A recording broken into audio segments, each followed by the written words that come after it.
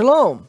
I'm Eddie Chumney of Hebraic Heritage Ministries, and we welcome you to the Hebraic Heritage Ministries Yeshiva Discipleship Program. In this teaching, we're going to be sharing with you on the subject of the history of the modern nation of Israel. The nation of Israel has a prophetic destiny, and it's linked with the realization and understanding that it was Yeshua, the Messiah, who made covenant with Abraham, as we are told in the book of Genesis. And then the nation of Israel is regarded as being the apple of the eye of the God of Israel, and they are likened unto a fig tree. And Yeshua explained that when this fig tree blossoms, that is when he's going to return and when he's going to set up his kingdom. So when we look at the nation of Israel today, how do we understand the mindset of the people, the mindset of the government? And how do we understand all the dynamics that are going on within the country? Well, in order to do so, we need to understand the history of the nations, because ultimately there is an encounter that the nation of Israel has with the nations of the world, wherein it is prophesied that they will want to divide the land of Israel in the city of Jerusalem. This brings about the judgment of the nations, and while the nations are being judged, the God of Israel is going to intervene and deliver and save his people. And while the nations of the world try to destroy Israel, it is the God of Israel who never slumbers nor sleeps. And so, through these things, the Messiah will be revealed to his people, and he, in his coming, will come to gather and unite the 12 tribes of Israel, bringing his people back to the land of Israel. So we are going to study the history of the modern nation of Israel as a background to understanding these things. So we begin by realizing that it was Yeshua who made covenant with Abraham. In Genesis, in chapter 12, verse 1 and verse 3, it is written, "Now the Lord had said to Abram, Get you out of your country and from your kindred and from your father's house unto a land that I will show you. And I will bless them that bless you, and curse him that curses you. And in you shall all the families of the earth be blessed." In Genesis chapter 17, verse 1, it is written, "When Abram was 90 years old and 9, the Lord appeared to Abram and said unto him, I am El Shaddai, I am Almighty God. Walk before me and be thou perfect." So the one that is making covenant with Abraham refers to himself as Almighty God, or in Hebrew, El Shaddai. And if we cross-reference Genesis chapter 17, verse 1, with Revelation chapter 1, verses 7 and 8, we can see that the one that appeared to Abram is Yeshua the Messiah. So in Revelation chapter 1, verses 7 and 8, it is written, "Behold, he comes with clouds, and every eye shall see him, and they also which pierced him. And all kindreds of the earth shall wail because of him, even so, amen. I am Alpha and Omega," or in Hebrew, it would be the Aleph and the Tav, the first and the last letters of the Hebrew alphabet. "The beginning and the ending, says Yahweh," says the Lord, which is, which was, and which is to come. And Yahweh in Hebrew means to eternally exist, to be. So the Alpha and the Omega is Yahweh, who is, and who is also the Almighty, or El Shaddai. In Galatians, in chapter 3, verse 16, when Paul explains that it was Yeshua who made covenant with Abraham, he's making a quote, or he's making a reference back to Genesis in chapter 17, verse 7, where it is written, "And I will establish my covenant between me and thee and your seed after you in their generations, for an everlasting covenant, to be a God unto you and to your seed after you." And in the Targums, it is rendered this way, that the covenant that was being made with Abraham was being made with the Word of God. And in John chapter 1, verses 1 through 3, we see that the Word of God is a term or a title for Yeshua. So it goes on to say, "And I will give unto you and to your seed after you the land where you are a stranger, all the land of Canaan, for an everlasting possession, and I will be your God." So Paul is referring to Genesis chapter 17, verse 7, in Galatians chapter 3, verse 16, where he says, "Now to Abraham and his seed were the promises made." He says not seeds as of many, but as of one. "Into your seed, which is Messiah." Then it says in Galatians chapter 3, verse 29, that if you are Messiahs, if you believe that Yeshua is the Messiah, then are you Abraham's seed, and you are an heir according to the promise. So how are believers in Yeshua an heir of what was promised to Abraham by believing in Yeshua as the Messiah? Well, it's because whenever you accept Yeshua as your Savior and Lord, you enter into covenant relationship with Him. And that covenant relationship is a marriage covenant.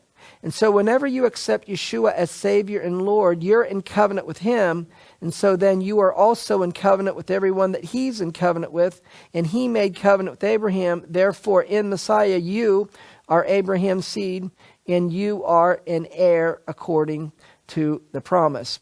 And Yeshua is going to fulfill the covenant that He made with Abraham. And there is a controversy in the end of days regarding who owns the land, where the nations of the world want to recognize Judea and Samaria, as it is called in the Bible, or the world refers to it as the West Bank, and they want to recognize the West Bank and East Jerusalem as the territory for a Palestinian state, that there would be a Palestinian state in the West Bank with East Jerusalem as its capital. And this is in conflict with the covenant that Yeshua made with Abraham. And so this is why the nations are going to be judged for dividing His land. And the nation of Israel, the nations of the world, and the people on the earth have a decision to make regarding whether they're going to believe and stand with the covenant that Yeshua made with Abraham, or are they going to disregard the covenant and try to make the claim that that covenant land belongs to somebody else. So this is how and why the covenant that Yeshua made with Abraham is linked with understanding the modern history of the nation of Israel. Now, the land of Israel is the heritage of the nation of Israel. As we can see in Exodus chapter 6, verse 8, "And I will bring you in unto the land concerning which I did swear to give it to Abraham, to Isaac, and to Jacob, and I will give it you for a heritage. I am the Lord." Now in Psalm 135, verse 12, "And He gave their land for a heritage, a heritage unto Israel his people. Israel is the apple of the eye of the God of Israel. Deuteronomy chapter 32, verses 9 and 10, it is written, "For the Lord's portion is his people. Jacob is the lot of his inheritance. He found him in a desert land and in a waste howling wilderness. He led him about, he instructed him, he kept him as the apple of his eye." Zechariah chapter 2, verse 8.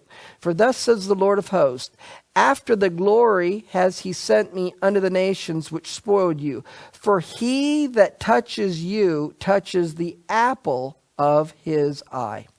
Israel is likened unto a fig tree. Hosea chapter 9, verse 10. "I found Israel like grapes in the wilderness. I saw your fathers as the first ripe in the fig tree."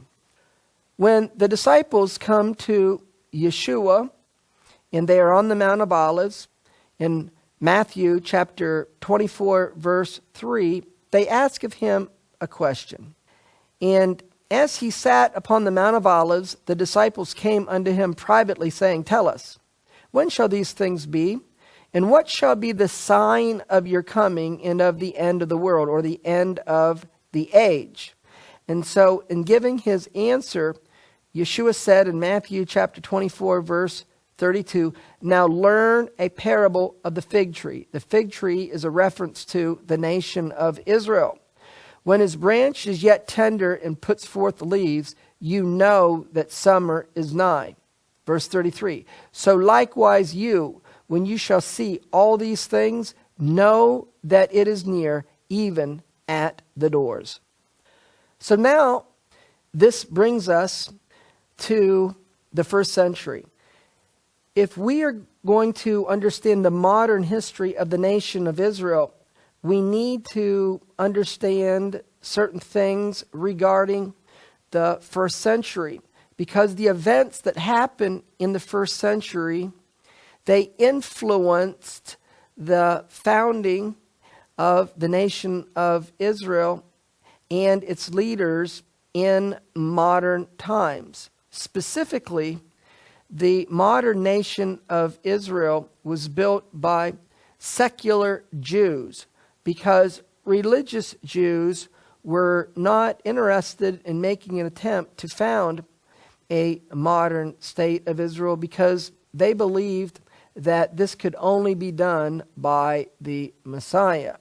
So in an article in the Jewish press entitled "The Coming of the Messiah," written by Rabbi Shalom Klaus, he explained that there was a high Jewish expectation in the first century for a personal Messiah. He goes on to write in the article, "The belief in a personal Messiah reached its highest tension during that period of the first century when Rome sent her despotic procurators to rule over Judea. The yoke was most oppressive, and the Jews awaited a leader whom God would send to articulate their latent spirit of rebellion and free them from the Roman tyranny.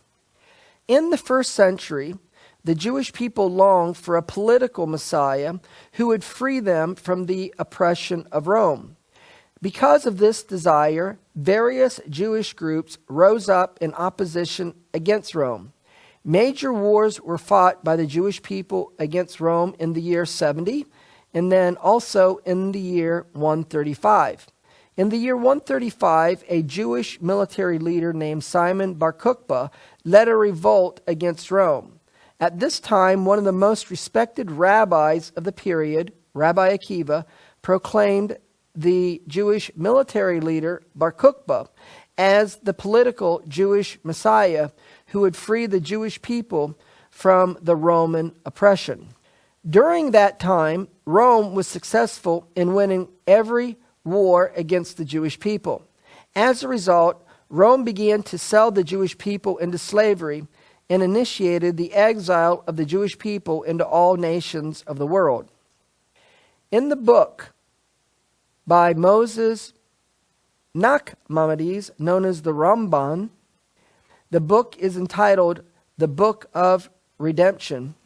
He explains from Deuteronomy in chapter 28, verse 49, "The Lord will bring a nation against you from far, from the ends of the earth, as swift as the eagle flies, a nation whose tongue you will not understand." And then verse 64, "And the Lord will scatter you among all people, from one end of the earth even unto the other. And there you will serve other gods, which neither you nor your fathers have known, even wood and stone." Verse 68, "And the Lord shall bring you into Egypt again with ships, by the way whereof I spake unto you.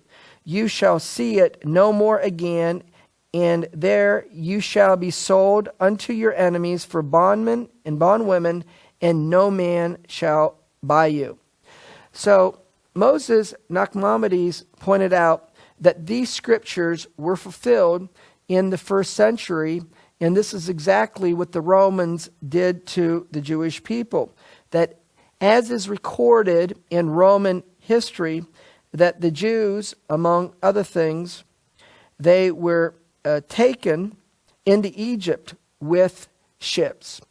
And so, in part, these prophecies in Deuteronomy chapter 28 regarding what would be the consequence when the nation of Israel broke the covenant and went into exile was fulfilled by Rome in the events that transpired in the first century.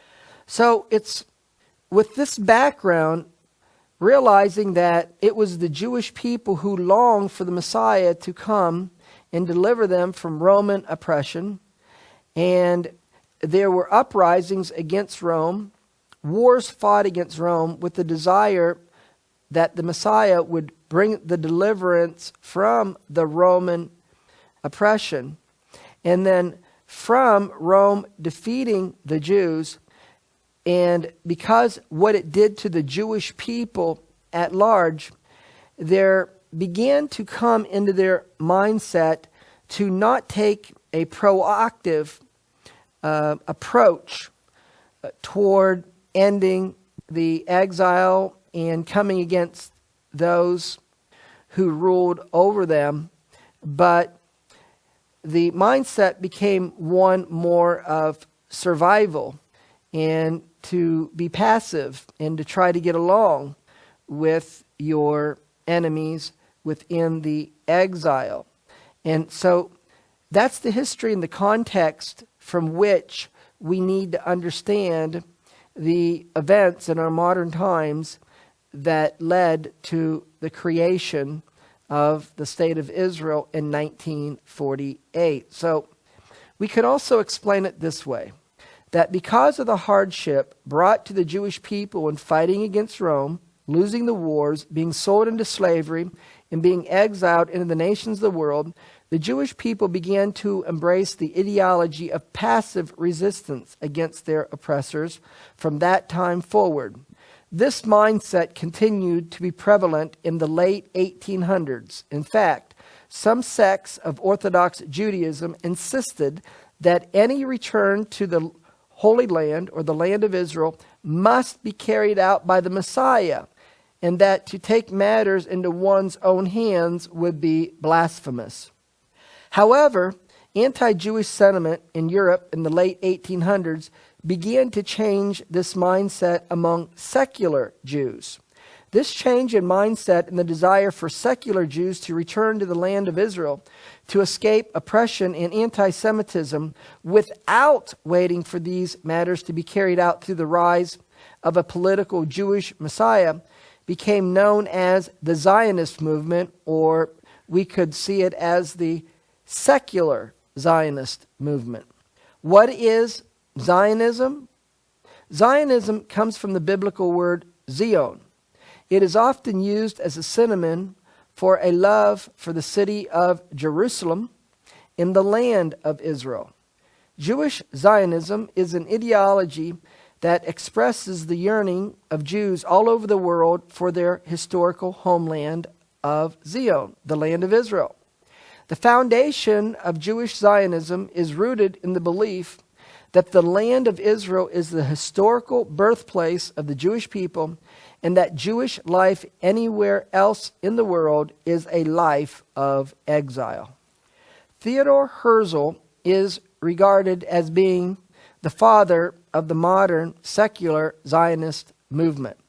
Theodor Herzl is the man credited with being the founder of modern Zionism. He was born in Budapest, Hungary in 1860. His parents, though Jewish, had no religious sentiment, and young Herzl was educated in the spirit of German Jewish enlightenment of the time. Theodor Herzl studied law at the University of Vienna. After graduating in 1884 with a doctorate in law, he left law and became the Paris correspondent for the Vienna Free Press, a liberal newspaper. During this time, Herzl became sensitive toward the Jewish problem of anti-Semitism. In 1892, the famous Dreyfus trial began in Paris, France. Here, an assimilated Jew named Alfred Dreyfus on the French general staff was wrongly accused and imprisoned. Herzl witnessed the riotous behavior of French mobs and the public humiliation of the Jewish officer Dreyfus when they taunted the French Jewish army captain with shouts of "Death to the Jews." These events impacted Herzl so strongly that he became consumed with the desire for all Jews to have a national homeland to free them from social injustice and anti-Semitism. For Herzl, this meant a sovereign Jewish state. For the first time in his life, Herzl began attending Jewish religious services. And in order to seek to work on achieving this goal, Herzl published the book, A Jewish State. In 1896, Herzl began to communicate his dream by publishing The Jewish State. More than any other single factor, Herzl's book was most responsible for galvanizing the support of world Jewry for political Zionism. His solution called for individual Jews to immigrate to Palestine, buy land from the Turks, cultivate it into productivity, and build a Jewish majority in the land, and thus reestablish the Jewish homeland.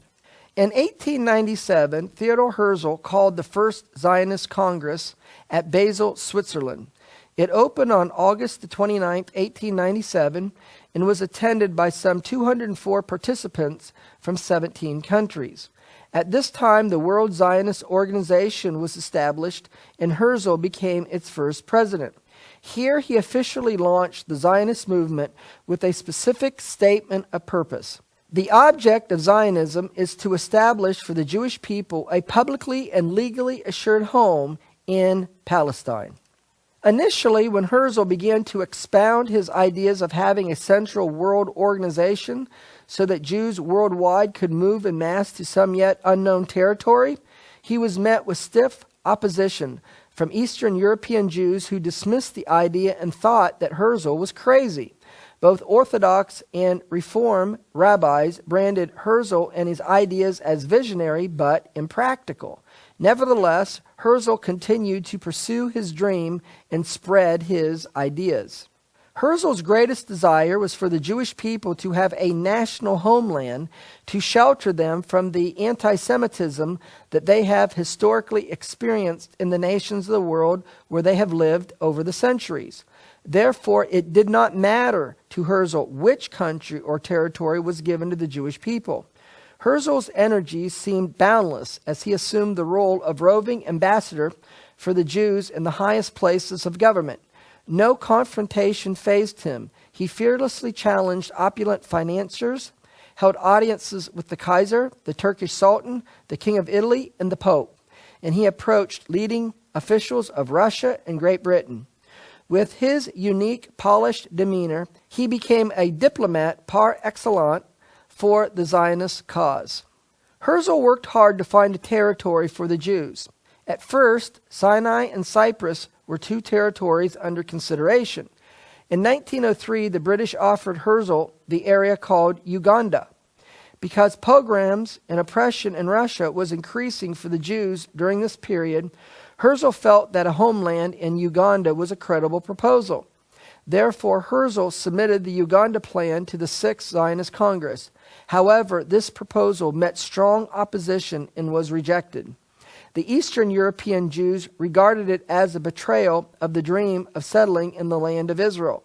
So strong and hostile was the opposition to the Uganda Plan that Herzl wrote a written commitment to abandon it. In 1904, Herzl died of a heart attack at the age of 44. For his efforts, Theodor Herzl became a living legend and became known as the father of modern Zionism. From here, Chaim Weizmann picked up the baton. He became, during the time of World War I, the new leader of the Zionist movement. After Herzl's death, the new leader of Zionism became Chaim Weizmann. Born in Russia in 1874, Weizmann attended college at German and Swiss universities. In 1904, he began teaching at Manchester, England. Unlike Herzl, Weizmann believed that a homeland in the ancient land of Israel was the only practical solution for the Jewish people. His reasons were not religious, but were derived from his perceived political realities. Just as Herzl's journalism caused him to be in the right place at the divinely appointed time, Weizmann's chemistry talents caused the same thing to happen to him. Because of World War I, Britain had a need that Weizmann was able to meet.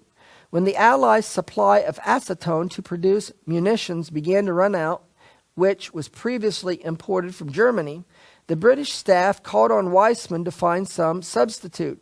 Following a 2-year project, his team developed a superior synthetic that made a considerable contribution to the Allied war effort. Weizmann's contacts with the Manchester Society and his supervision of mass production of synthetic acetone for the Allies' war effort gave him visibility and opened doors for him to make contact with high-ranking British government officials. These contacts included Prime Minister Lloyd George, First Lord of the Admiralty Winston Churchill, and Foreign Secretary Arthur Balfour. Weizmann made personal appeals to these individuals to help him find a homeland in the ancient land of Israel for the Jewish people to further the cause of Zionism. The major result of Weizmann's diplomacy was the Balfour Declaration. It granted the Jewish people an international right to a homeland in Palestine with the help of Great Britain. The substance of the declaration was given in a letter to Lord Rothschild by the British Foreign Secretary Arthur Balfour on November 2nd, 1917. And the Balfour Declaration stated the following: Dear Lord Rothschild, I have much pleasure in conveying to you, on behalf of His Majesty's government, the following declaration of sympathy with Jewish Zionist aspirations, which has been submitted to and approved by the Cabinet.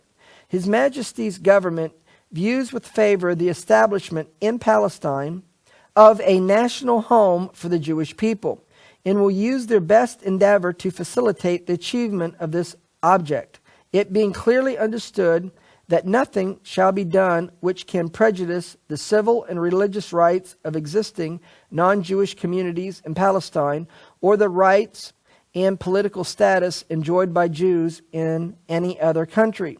I should be grateful if you would bring this declaration to the knowledge of the Zionist Federation.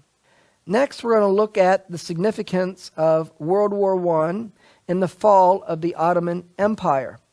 One of the significant events that contributed to the possibility of the Jewish people returning to their ancient homeland was the defeat of the Ottoman Empire in World War I. Because of this, control of the Middle East came under the rule of Great Britain. During World War I, Turkey was on the side of Germany. The British, through the leadership of Sir Edward Allenby, defeated the Turks and ended 400 years of Turkish rule over Palestine and 600 years of Muslim domination in the area. The Palestine Armistice was signed on October the 31st, 1918. This was 11 days before World War I armistice was signed. This coincidence prompted Lord Balfour later to declare that the founding of the Jewish national home was the most significant outcome of the First World War. Next, we're going to look at the relationship between World War I and Zionism. Oscar Janowski has summarized this relationship between Zionism and World War I as follows. The First World War proved decisive in the history of Zionism.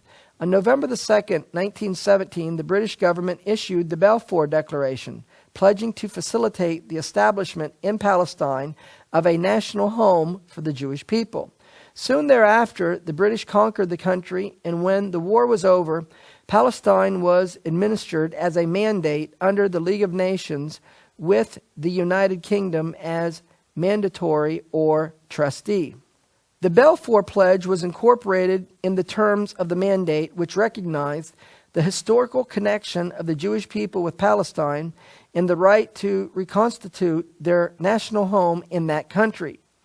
Britain was to encourage the immigration and close settlement of the Jews on the land. Hebrew, as well as English and Arabic, was to be an official language, and a Jewish agency was to assist and cooperate with the British in the building of the Jewish national home. The British mandate was given international approval by the Council of the League of Nations on June the 28th, 1919. So in the map that you see here, the area in green was the area that was originally appropriated for the British mandate of Palestine. However, before its final sanction on September the 29th, 1922, the homeland projected for the Jews had been reduced to exclude Transjordan when Great Britain created the state of Transjordan under the kingship of Abdullah ibn Hussein. So therefore, in order to satisfy Arab objection, this is our first instance of land being given for peace. Next, we need to look at the events that were transpiring in the land itself. And in doing this, we need to look at the contributions of David Ben-Gurion. While Weizmann furthered the cause of Zion through his diplomatic contacts in the West, David Ben-Gurion became pioneer for Zionism among the people in the land of Palestine. David Ben-Gurion was born in Poland in 1886. He migrated to the land of Israel in 1906. In the land, he became the most active Zionist during this time. He became involved in the creation of the first agricultural workers' commune, which evolved into the kavutza and finally the kibbutz. He also helped establish the Jewish Self-Defense Group, or the HaShomer. In the land, David Ben-Gurion was a founder of the trade unions, and in particular, the National Federation, the Histadrut, which he dominated from the early 1920s. He also served as the Histadrut's representative in the World Zionist Organization and Jewish Agency, and was elected chairman of both organizations in 1935. He led the Jewish Legion against the Turks in World War I. After leading the struggle to establish the State of Israel in May 1948, Ben-Gurion became prime minister and defense minister when Israel became a nation. With the dispersion of the Jewish people into the nations of the world, Hebrew had practically become a dead language. With the rise of Zionism and the return of the Jewish people to their ancient homeland, Hebrew became the common language that all immigrants were required to learn. It was the dream of Eliezer Ben-Yehuda that when the Jewish people returned to their ancient homeland, that they would speak their ancient tongue of Hebrew. Ben-Yehuda helped to make this a reality. Therefore, he is seen as being the creator of the modern Hebrew language. Ben-Yehuda was born in Lithuania on January the 7th, 1858. He learned Hebrew at a young age as a part of his religious upbringing. Though migrating from Russia with tuberculosis in 1881, he devoted his life to rejuvenating Hebrew for modern use, even producing a Hebrew dictionary. In spite of much ridicule, he and his wife took a vow that no words would ever again pass their lips except in Hebrew, a vow that proved to be one of the turning points in the history of Palestine. In the decade following the international approval of the Balfour Declaration, many Jews made Aliyah and returned to the land of Palestine. During these years, they came mostly from Russia and Eastern Europe. In the 8 years since the Balfour Declaration, the Jewish population had doubled from 55,000 to 103,000. Zionism had finally caught the imagination of the Jewish people, and in oppression increased in Europe, thousands of Jews fled to Palestine in the sanctuary of a Jewish national homeland during the decade of the 1920s. However, all this was greeted with stiff Arab rejection of Jewish immigration to the land of Israel. The main source of agitation was the Grand Mufti of Jerusalem, Hajj Amin al-Husseini. The British had sought to control the country through two leading families of Palestine with large land holdings, the Husseinis and the Nashashibis. Hajj Amin Husseini was appointed president of the Supreme Muslim Council in 1922, giving him immense political, economic, and religious clout. During World War II, he defected to the Nazis, moving to Rome and Berlin. In the 20s and 30s, he missed no opportunity to stir antagonism and wage war against the Jewish families settling in Palestine. Despite Arab opposition, a flood of 150,000 Jewish immigrants entered Palestine from 1931 to 1935. While the Jewish community was trying to persuade the British to allow increased Jewish immigration, the Arabs were threatening to cut off access to Middle Eastern oil supplies if immigration was increased. However, when European Jews needed the refuge of immigration the most, it was cut off from them. The ominous year was 1939. On May the 17th, 1939, the British government of Prime Minister Neville Chamberlain issued a paper known as the MacDonald White Paper, after Malcolm MacDonald, the colonial secretary, which cut the immigration of Jews to Palestine to almost nothing. The 1939 White Paper specified three guidelines for Palestine. Number one, Jewish immigration would be slowed, then halted. Number two, Jews would only be allowed to buy land in areas where they were already the majority population. Number three, Britain would support an independent Palestinian state controlled by the Arabs after the war. This appeasement by the British brought about the judgment of the God of Israel. Winston Churchill called it a gross breach of faith. It was the virtual surrender to the demands of Arab terrorists. Yet the Grand Mufti even rejected this paper, demanding the immediate setting up of an independent Arab state in Palestine and no further Jewish immigration. What happened then to the Balfour Agreement?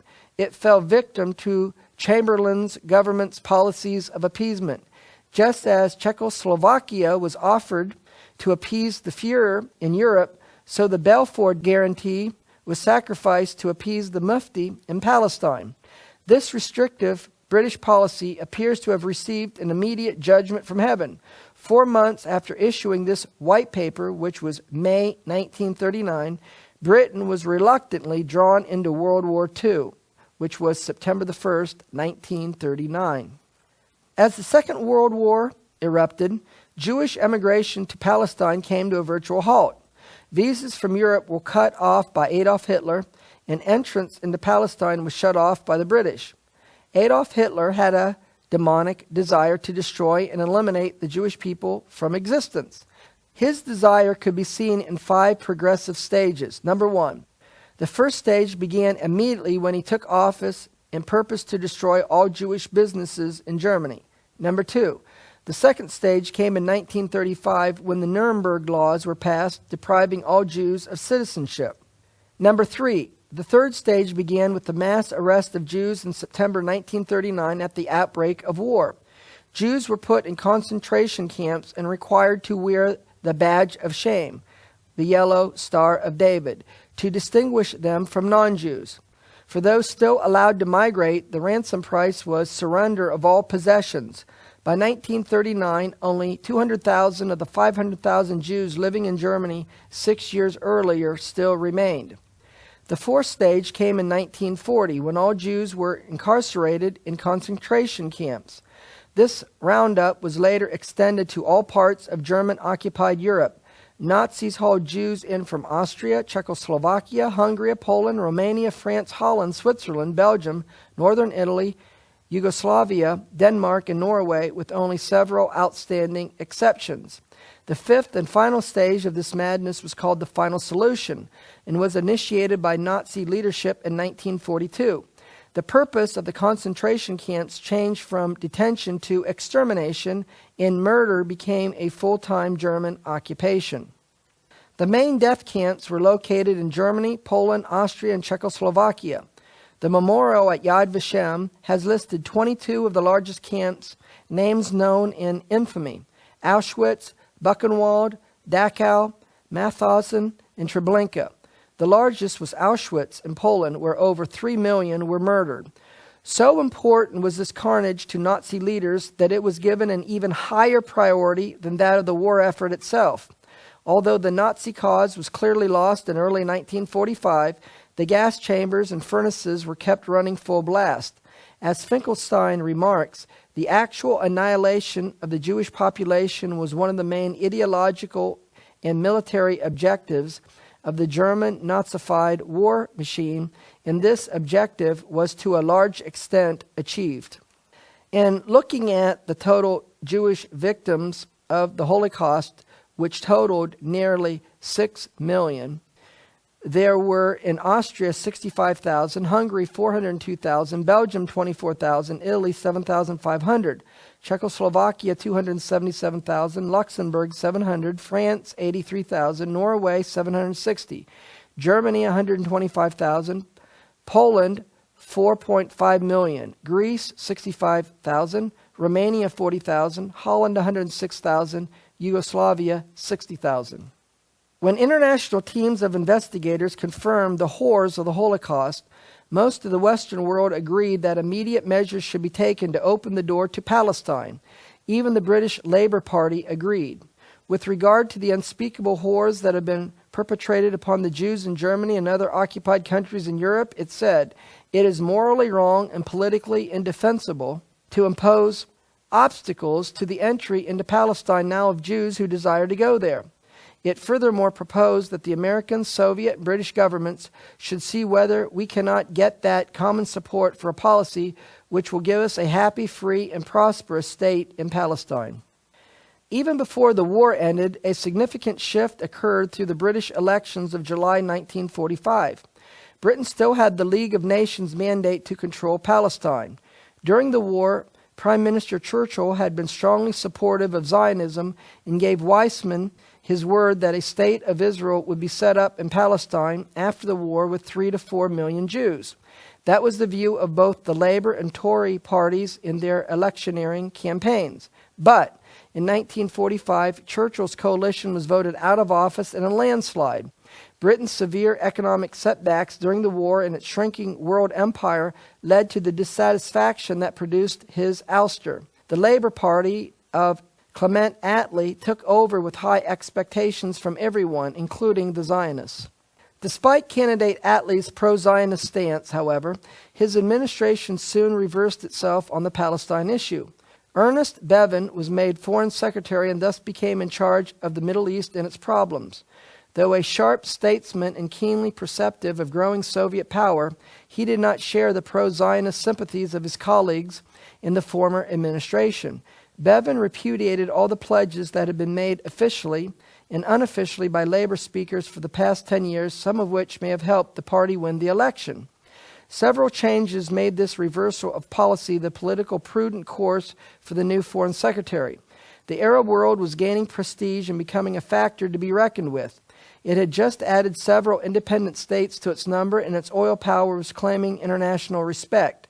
In juggling interests in the Middle East, Bevin tended to favor the Arabs and downplay the rights of Jews.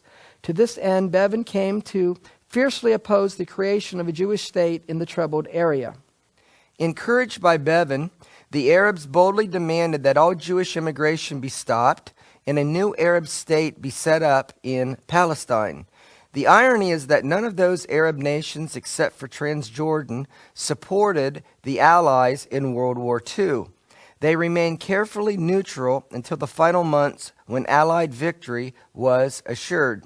The Palestinian leader, ex-Mufti Hajj Amin Husseini, in fact defected to Iraq before the war and later joined Hitler and Eichmann in Germany in their butchery of Jews. Yet the Arab states were shown amazing respect by the Allied powers in the post-war era. 7 states were given them in the United Nations General Assembly. When many Zionists began to realize that a political solution to establish a national homeland for the Jewish people could not be achieved, they saw the need for military action. The main Jewish resistance groups were the Haganah, the Irgun, and Lehi. Arab riots in the land of Palestine in 1920 and 1921 strengthened the view that it was impossible to depend upon the British authorities to defend and protect the Jewish people in the land of Palestine.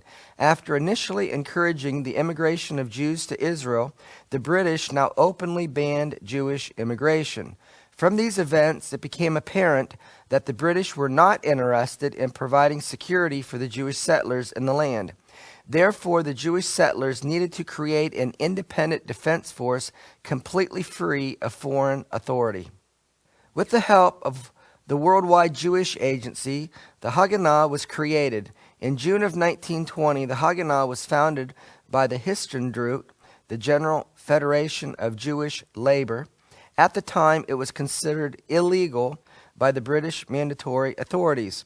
The Haganah became the underground defense organization of the settlers from 1920 to the establishment of the State of Israel in 1948. As Arab hostilities increased, the members of the Haganah split over the question of how to react to Arab terrorism. Following Arab disturbances in the summer of 1929, a group of commanders and members of the Haganah, led by Avraham Tahomi, decided to split from the main group and set up their own organization to be more active in pursuing the Arab terrorists.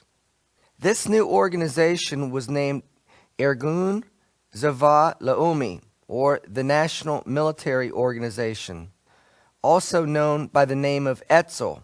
It was founded in 1931 and became an underground organization that operated in Palestine in the 1930s and 1940s. Irgun rejected the restraint policy of the Haganah. They carried out armed reprisals against Arabs and preferred to use political powers to forward the goal of reclaiming the land. While the armed reprisals against the Arabs provided relief for the Jewish settlers, it was condemned by the Jewish Agency and brought political embarrassment to them. While the Jewish Agency tried to provide an image of the Jew being a good, moral person who was being terrorized by the Arabs in order to win support from the non-Jewish world, the Irgun gave its full support to the settlers. On December the 5th, 1936, Avraham Tahomi signed an accord with Ze'ev Jabotinsky, the leader of the revisionist movement, making Jabotinsky commander of Irgun. In April of 1937, during the Arab riots, the Irgun split. About half of its members returned to the Haganah. The rest formed a new Irgun, which was ideologically linked with the revisionist movement and accepted the authority of its leader, Vladimir Jabotinsky. Jabotinsky was born October the 18th, 1880, in the city of Odessa, Russia. The pogrom against the Jews of Kishinev in 1903 spurred Jabotinsky to undertake Zionist activity. Jabotinsky was deeply impressed by Theodor Herzl. Jabotinsky was elected as a delegate to the Sixth Zionist Congress, the last in which Theodor Herzl participated. After World War I, Jabotinsky became disenchanted when Great Britain severed almost 80% of the British mandate originally designated for a Jewish homeland to create Transjordan in 1922. Transjordan today is just called Jordan. Disillusioned with Britain and angry at Zionist acquiescence to British reversals, Jabotinsky became unhappy with the direction of the Zionist movement. He was unconvinced that the Turks or the Arabs would accommodate the aims of Zionism, so he advocated bolder tactics. Jabotinsky set about establishing a separate Zionist federation based on revision of the relationship between the Zionist movement and Great Britain. This federation would actively challenge Britain policy and openly demand self-determination or Jewish statehood. The goals of the revisionist movement included restoration of a Jewish brigade to protect the Jewish community and mass immigration to Palestine of up to 40,000 Jews a year. With the outbreak of World War II, Irgun declared a truce, which led to a second split. Some forces decided to fight with the British against the Nazi Axis powers. This group declared a truce and joined the British Army in the Jewish Brigade. The second group, led by Avraham Stern, was known as the Stern Gang or Lehi. They operated as an underground organization from 1940 to 1948. In December of 1943, Menachem Begin became leader of the Irgun. Begin was a Polish Jew who had escaped a Siberian labor camp in 1943 and made his way to Palestine to join the Irgun. In February 1944, Irgun declared war against the British administration. It attacked and blew up government offices, military installations, and police stations. The Jewish agency and their group, the Haganah, responded against the Irgun in a campaign nicknamed the Sisson. The Haganah kidnapped several of the Irgun's members and handed them over to the British.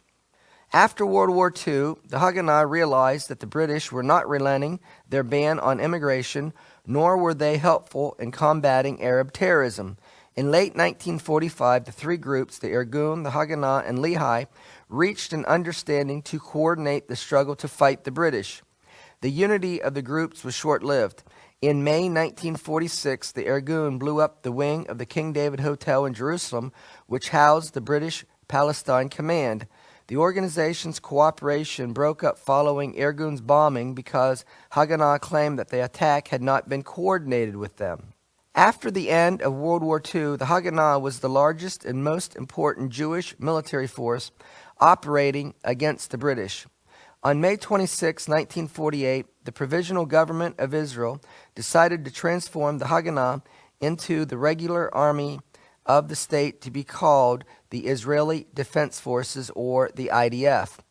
When the IDF was established on May 31, 1948, Irgun and Lehi announced that its members would join also. Haganah and Irgun became the Labor and Likud political parties in Israel. The Haganah and Irgun have had their political differences since they were created to fight against the British in order that the Jewish people could have a national homeland. There was an event that took place before they merged themselves into the IDF that highlights the division and tension between the two groups. This division continues to the present day through the modern-day political parties in Israel named Labor and Likud, whose political roots go back to the Haganah and the Irgun. The Irgun had a boat, the Al-Talina, which had supplies and men coming into Jaffa port. The boat was laden with munitions needed by the Jewish defenders. The Haganah wanted to take all supplies. Negotiation between the Irgun and the Haganah ensued. No agreement was made. The Haganah opened fire on the Al-Talina, sinking the boat, killing and wounding Jewish lives and destroying supplies. The commander of the Haganah was Yitzhak Rabin. He later became a prime minister of Israel, and he was the one who ended up signing the 1993 Oslo Accords. When the nation of Israel was established, the Jewish agency and its followers took up the leadership of Israel. Today, their political party is known as Labor. The opposition party, led by the soldiers in the Irgun, became the opposition party to the Haganah and is known today as the Likud. Still today, these two groups are politically fighting it out between themselves, just as they did in the time of the birth of the state of Israel. When the Irgun blew up the King David Hotel in Jerusalem, where the British government kept their office on July the 22nd, 1946, 28 British were killed. By the beginning of 1947, the British had decided they wanted nothing more than to wash their hands of the original British mandate. Thus, it was becoming more and more evident that British anti-Zionist policy was not working and that a new approach was needed. The Attlee-Bevan government came to see how impossible it was to carry out the British mandate with conflicting policies toward the Jews and the Arabs. Acknowledging a deadlock on the issue, the British cabinet on April the 2nd, 1947, announced it was referring the Palestine problem to the United Nations General Assembly. This body set up an 11-nation investigative board to devise a plan of action. After several months of review, they recommended endorsing the principle of independence for both the Jews and the Arabs. However, they were divided regarding who should control what area. The majority voted for partitioning Palestine, advocating 3 divisions: an Arab state, a Jewish state, and an international zone in the Jerusalem area. So even though we've been giving you a lot of detail here regarding the history of the modern nation of Israel, going back to the political developments beginning with Theodore Herzl and then the events associated with World War I, World War II, and how the Arab opposition against the British policy of seeking to promote a Jewish state and to allow Jews to immigrate with Israel set up an environment which caused there to be the number of Jews that were able to emigrate from Europe to Palestine or the land of Israel. That contributed to allowing Hitler to kill as many Jews as he did in Europe in what is known as the Holocaust. And then I wanted to share with you these details so that you can see that the British were in the middle of a conflict between the Jews who wanted to return to the land and the Arabs who resisted it, and the British did not have a consistent policy. And so that's the background to understand why and how the British eventually decided that they wanted to turn over the whole problem to the United Nations. And so ultimately, from the committee that was formed in the United Nations on November the 29th, 1947, the United Nations General Assembly voted on the plan and their solution for the Middle East problem. And so that's when they voted to make an Arab state, a Jewish state, and then make Jerusalem an international city. So following the Arabs then not recognizing and accepting the Jewish state when it declared its independence on May the 14th, 1948, the Arabs launched a war against the Jews, against the independence that was declared to be the state of Israel. And then there were succeeding wars in 1956, and then you have the Six-Day War of 1967, and then the Yom Kippur War of 1973.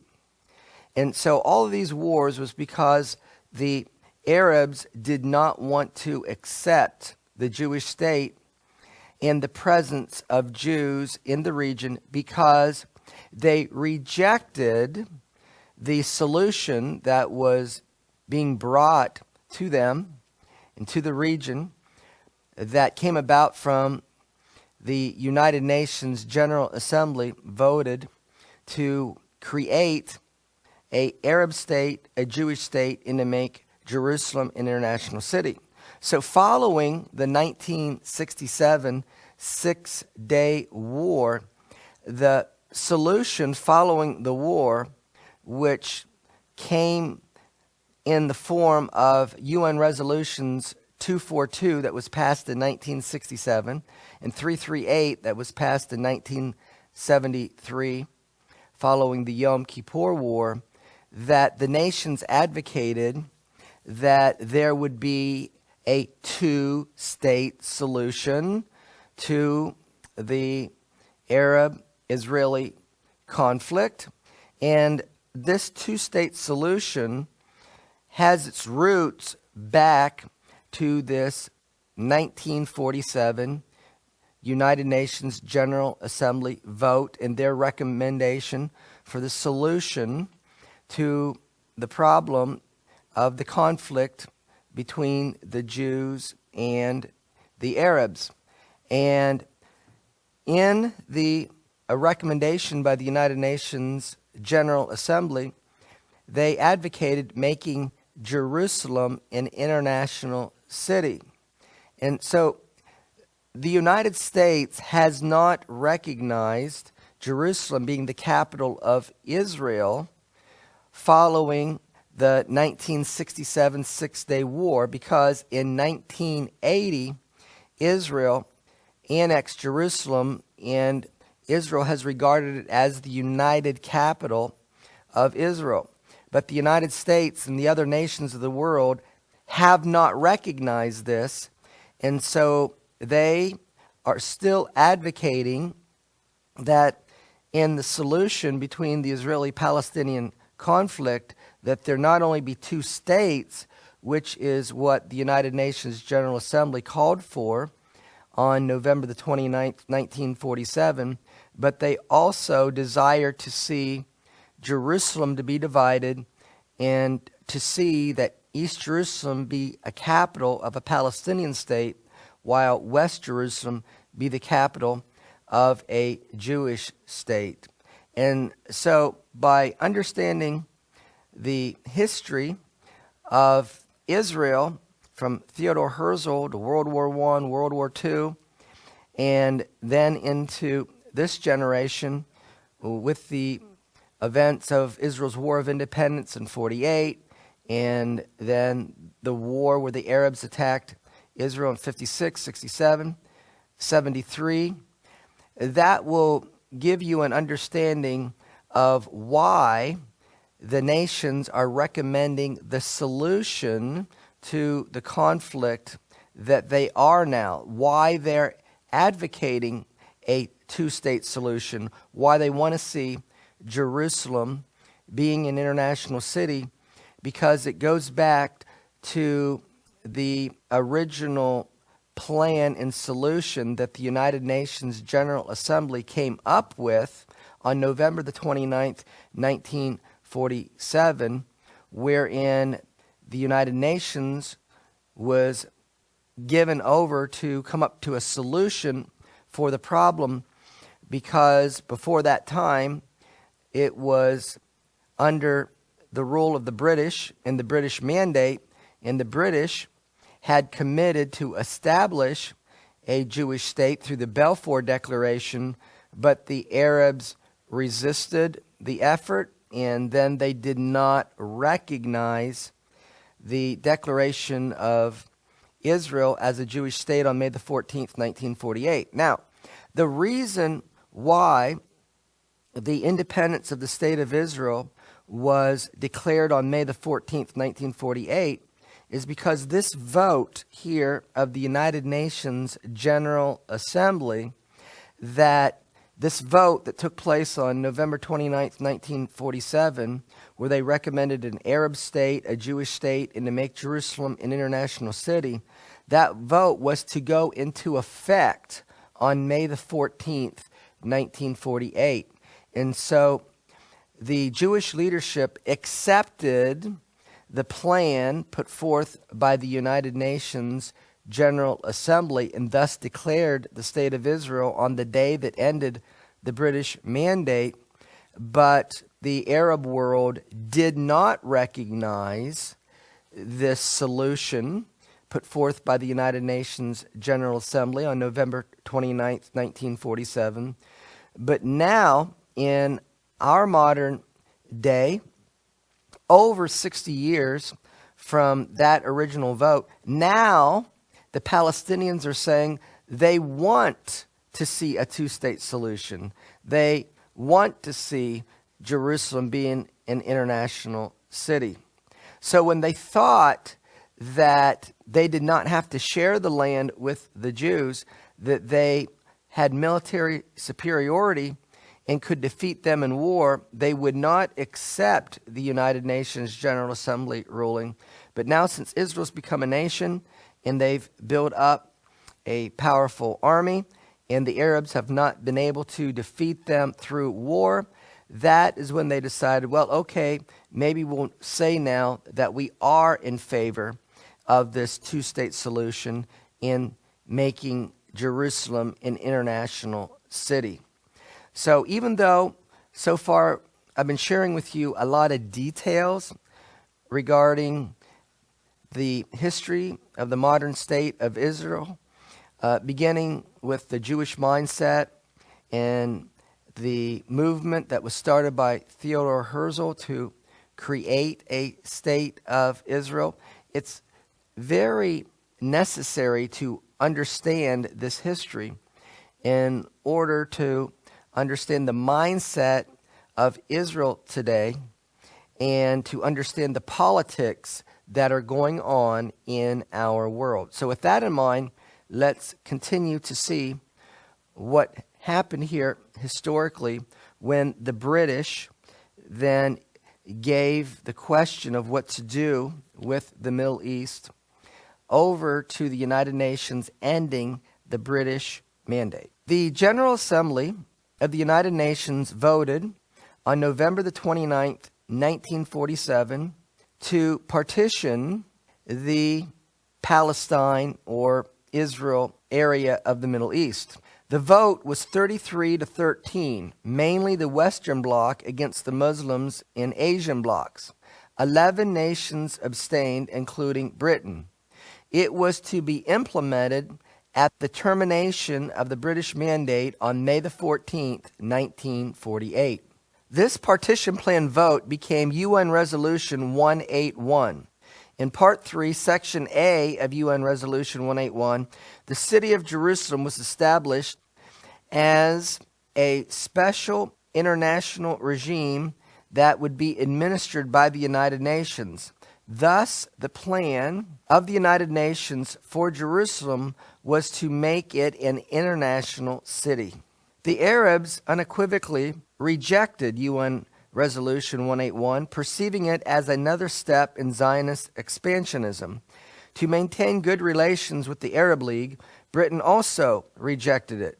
Joining them, the United States State Department under Secretary of State George Marshall cautioned against the plan. In May 1947, the Soviet delegation surprised everyone by endorsing partitioning. In October, the Arab League began a troop buildup in Palestine. President Truman of the United States chose to disagree with the Secretary of State George Marshall on the issue. Truman accused the State Department of having an Arabic mentality.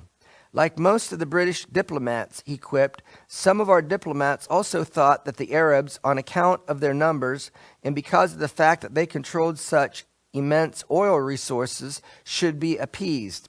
I am sorry to say that there were some among them who were inclined to be anti-Semitic.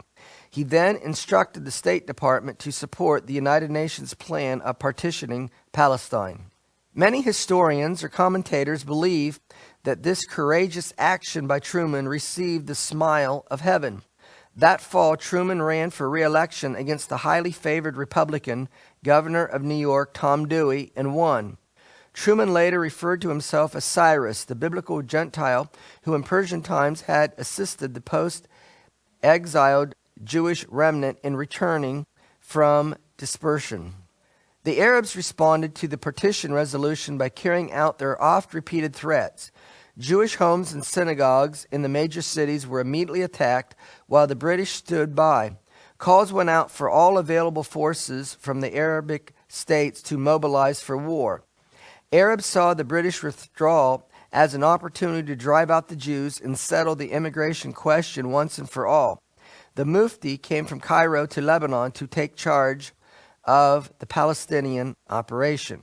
In the late afternoon of May the 14th, 1948, the British kept their word and hauled down the Union Jack. Israel proceeded to raise its newly designed flag featuring the Star of David the same day.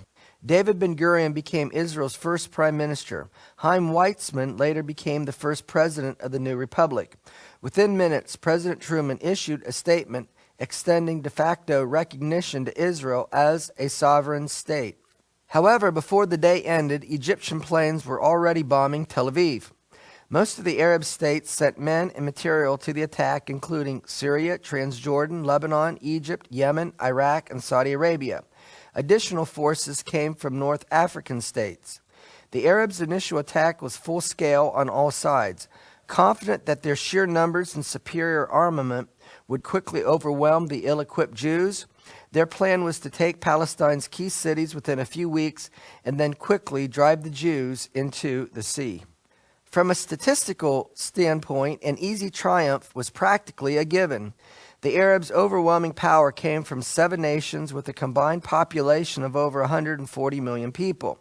The Jewish remnant they opposed totaled only 650,000 in all Palestine, with no promise of backing from other nations. The Arab Legion of Transjordan was financed and officiated by the British. However, with divine help from the God of Israel, the Jewish people won the war and the nation of Israel was born. In May 1949, the new nation of Israel was accepted into the United Nations, recognized as an independent, sovereign nation. The 1949 Armistice Agreements are a set of agreements signed between Israel and its neighbors, Egypt, Jordan, Lebanon, and Syria. On February the 24th, 1949, Egypt was given the Gaza Strip. On April the 3rd, 1949, Jordan maintained the West Bank, also known as the Green Line, and East Jerusalem. In 1950, Jordan formally annexed the West Bank. The move was recognized only by Britain and Pakistan. For the next 17 years, the West Bank was governed as part of Jordan. The Palestinians were granted full citizenship. Relations between the Jordanians and West Bank Palestinians, however, remained strained. Egypt's General Gamal Nasser was elected president of Egypt in 1956. From 1948, Egypt had closed the Suez Canal to Israeli ships. Then in 1955, she began a blockade also of the Gulf of Aqaba, cutting off Israel's access to the Red Sea and Indian Ocean. Responding to this challenge, Israel again mobilized her citizen army in October 1956, striking at Egypt through the rugged Sinai wasteland. That desert campaign became known as Operation Kadesh. Once again, with divine help from the God of Israel, the Jewish people defeated the plans of Nasser in Egypt, and Israel won the 1956 war. In the spring of 1967, following a vast military buildup of Russian equipment, Nasser again closed the Gulf of Aqaba to Israeli shipping and demanded that UN observers withdraw from the demilitarized zone. By May the 17th, 7 Arabic nations had mobilized armor on 3 fronts, broadcasting their intentions to cut the Jews' throats. King Hussein of Jordan decided to join the fray, collaborating with Iraqi troops. He hoped to seize the Islamic shrines in Jerusalem for his Hashemite kingdom. When Nasser blockaded the Straits of Tiran and closed off the Israeli port of Eilat, he prevented Israel's only access from the Gulf of Aqaba to the Red Sea and from there to the Gulf of Aden in the Arabian Sea. And it meant Israel's access to oil from the Persian Gulf was cut off. The blockade, considered an act of war by Israel, was provocation of the first order. Israel had already notified the UN Security Council that it would soon have to act in its own self-defense. But the UN failed to enforce the conditions of the truce that had existed since 1956. Israeli generals Yitzhak Rabin and Moshe Dayan foresaw that surprise was their only hope. The preemptive strike was decisive. In 170 minutes, Israel's pilots had smashed Egypt's best-equipped air bases and had turned 300 of Nasser's combat planes into flaming wrecks. The The Egyptian Air Force, the largest in the Middle East, was in ruins. The same scenario was replayed in Syria, Jordan, and Iraq. By nightfall of June the 6th, Israel had destroyed 416 planes and 393 on the ground. In 2 days, the Egyptian army in the Sinai was virtually wiped out, leaving Israel to occupy the Gaza Strip. To the north, after a desperate and costly tank battle, the Syrians were routed and the strategic Golan Heights was taken. Thus ended the long nightmare of Syrian bombardment of Galilean villages. Israel was now more secure on her northern border. In the battle with Jordan, Israel gained control of the West Bank and the old city of Jerusalem fell into Israeli hands. By gaining control of the West Bank, the cities of Bethlehem, Hebron, Jericho, and Shechem, as well as Jerusalem, came into Israel's hands. For the first time in 1900 years, the Jews had control of the old city of Jerusalem.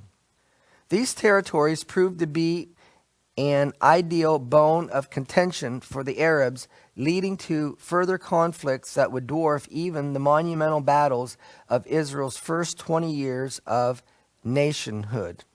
From the 1967 war, then we have the 1973 Yom Kippur War. On October the 6th, 1973, on Yom Kippur, the Arabs attacked Israel once again. In the third and fourth days of the war, Israel began to win the war. First, Israel was able to defeat Syria in the north. By October the 18th, Israeli troops headed toward Damascus. In the battle with Egypt in the Suez, Israel gained the upper edge over Egypt.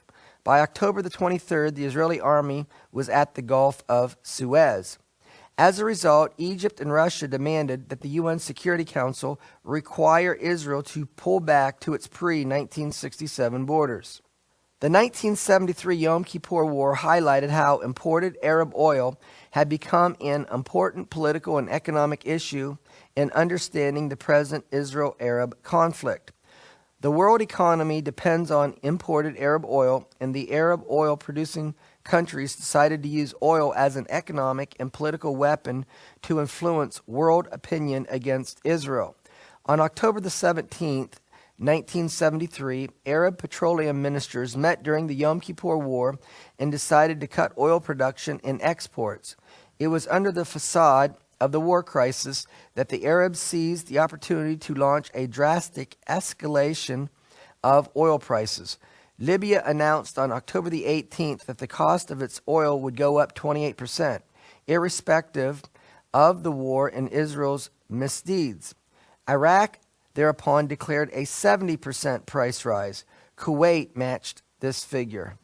Members of the European Common Market took immediate measures to placate Arab oil barons, making new demands on Israel to give up the occupied territories.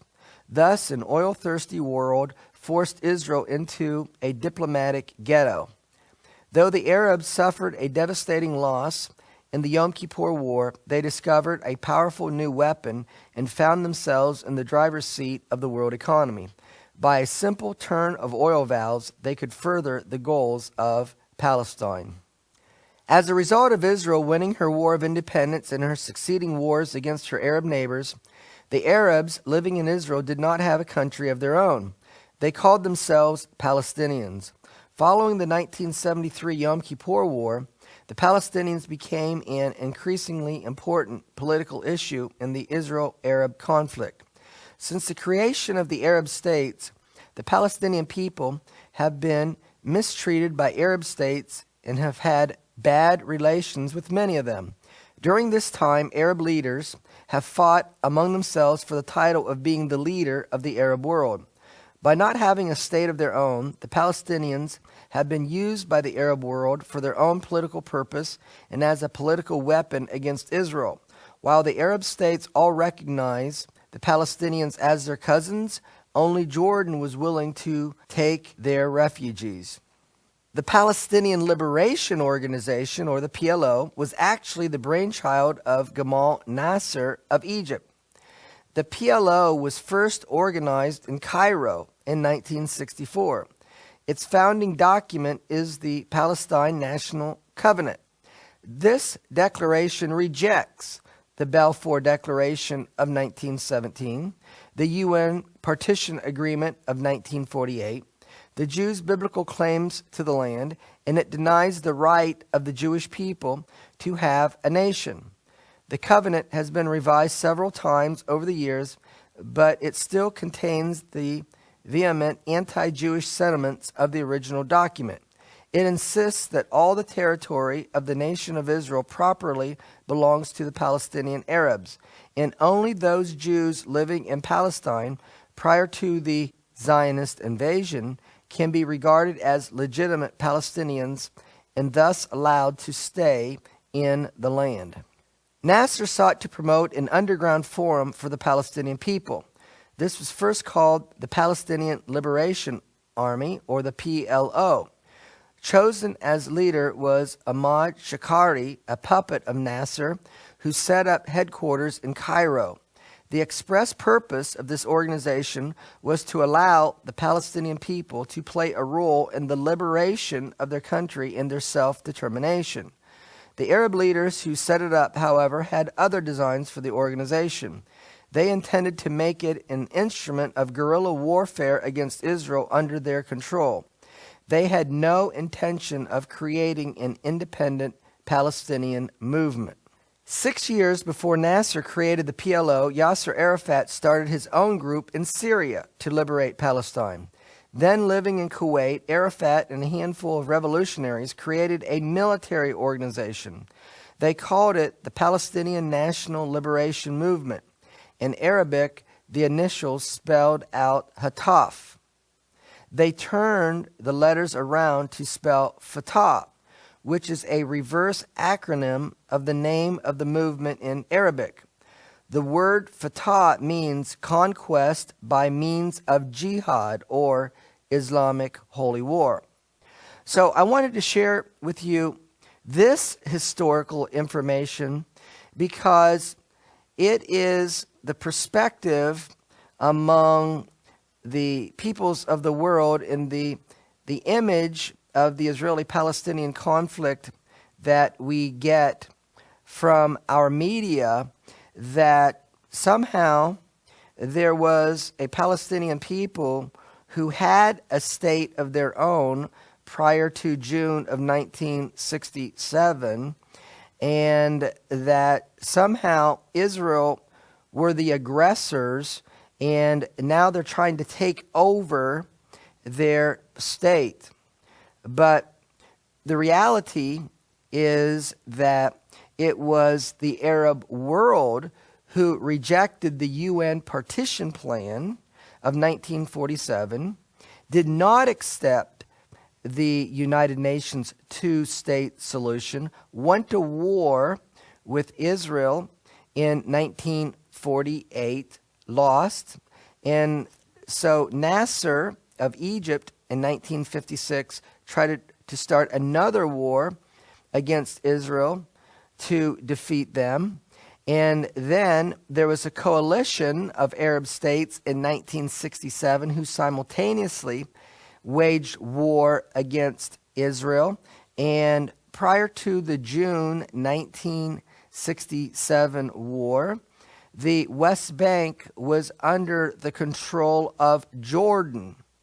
And following the 1967 war, the people who call themselves the Palestinians, or the Palestinian Liberation Organization, which was seen as being the spokesman for the Palestinian people, of which Yasser Arafat became its leader, then they presented the thought or the image that they were just trying to reclaim land that was originally theirs. But the historical facts is that the Palestinian Liberation Organization was created by Nasser in Egypt in 1964, 3 years before the June 1967 war, and its goal and intent was to liberate Palestine. In other words, to not acknowledge the Jewish state and ultimately try to defeat it and drive it into the sea. And so even though the Palestinian Liberation Organization was created in 1964, that following the June 1967 war, they took upon the opportunity to try to make claim that the West Bank is a part of Palestinian territory, and Israel, or the Jewish people, were occupying their land. So the Palestinian Liberation Organization tried to claim the West Bank as their land, even though the organization was started in 1964 before the June 1967 war. So part of the purpose that I would like to achieve by sharing with you an understanding of the modern history of Israel are these facts, because without knowing the history, the image that is portrayed of the conflict, especially through Arab propaganda, is completely different and framed completely differently than the historical facts suggest.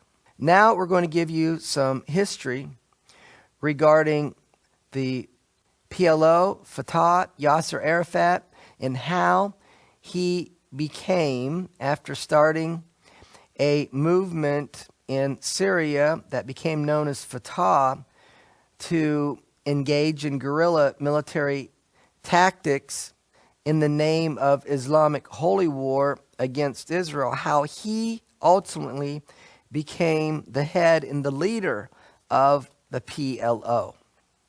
From his earliest years, Arafat was engrossed in liberation tactics, devising terrorist activities against the Israelis, whom he saw as invaders. As he and his cronies began the Fatah, they saw themselves as the generation of revenge, seeking vengeance for the loss of Palestine. Originally, Fatah opposed the founding of the PLO. By 1969, Fatah had become the largest guerrilla group affiliated with the PLO. At that year's meeting of the PLO's executive body, the Palestinian National Council, Yasser Arafat won the complete control of the PLO.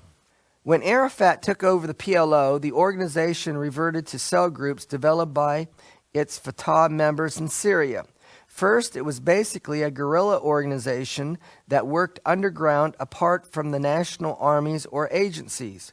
Its single purpose was to evict the Israelis from the land and to set up an independent Palestinian state, not one in tandem with Jordan or any other Arab state. Second, it intended to achieve its goals by armed conflict, using infiltration and terror to drive out the occupiers of the West Bank and the Gaza Strip. In December 1987, the Palestinian patience ran out, and long pent-up feelings were suddenly unleashed with stones and homemade bombs. This uprising was known as the Intifada. It quickly spread through the Gaza Strip and the West Bank. Most irritating to the Palestinians was the Israeli settlement of Jewish communities in the West Bank. Through the Intifada, the Palestinians have looked to the world media to dramatize their fight against Israel.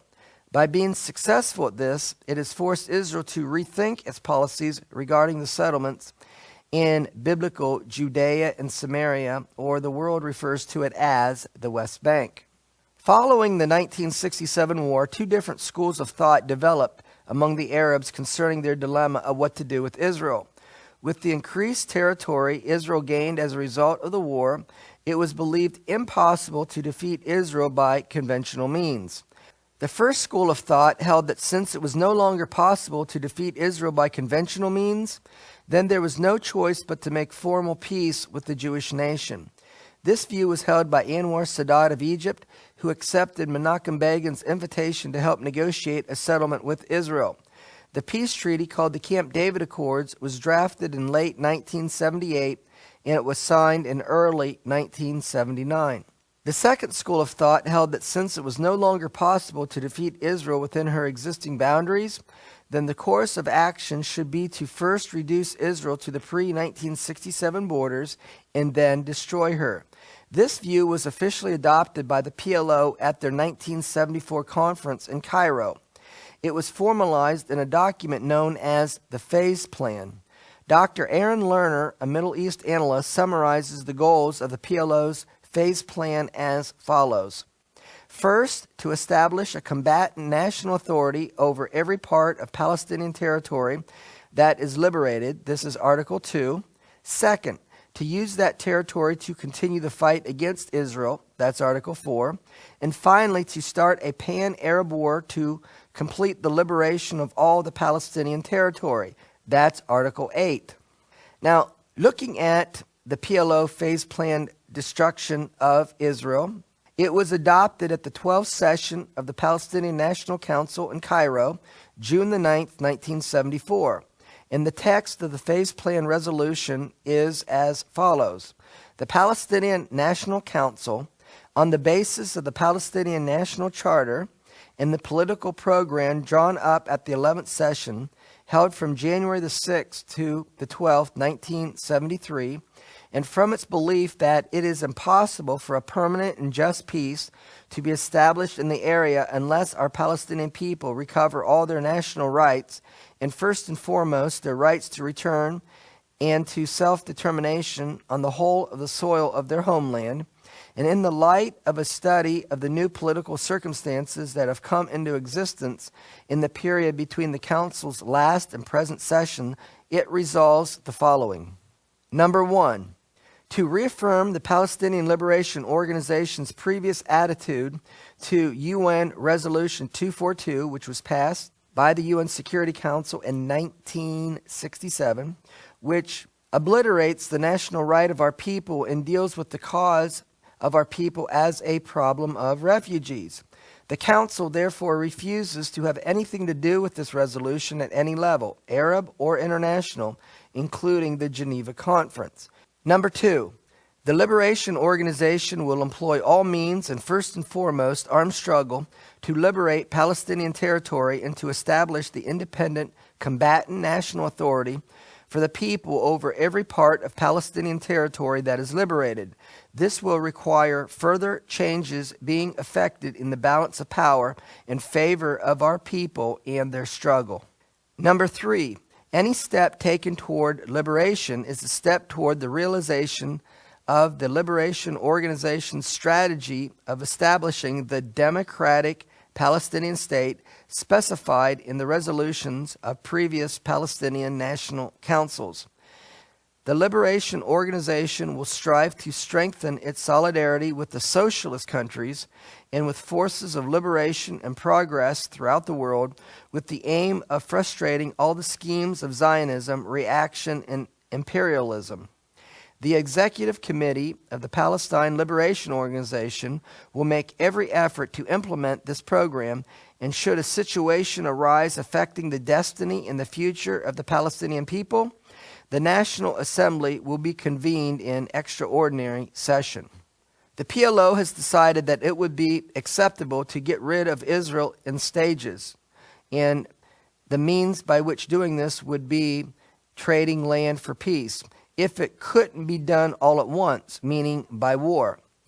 Arafat has publicly told his followers on numerous occasions that the Declaration of Principles signed with Israel in September 1993, known as Oslo I, is actually a part of the PLO's Phase Plan destruction of Israel.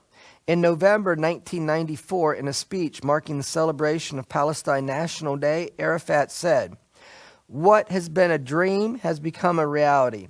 In 1974, the Palestinian National Council decided on establishing a Palestinian authority on the first piece of land from which the enemy has withdrawn or that we have liberated. The PLO has threatened that if Israel doesn't exchange land for peace, that they will continue the struggle to liberate Palestine by any other means. Hamas and Islamic Jihad are part of the war by other means by the PLO against Israel. Because of the success of the Intifada, or the Arab uprising and protest against Israel, having the West Bank areas as well as other lands that it obtained in self-defense in the June 1967 war, world public opinion is demanding that Israel compromise with the PLO and trade land for peace.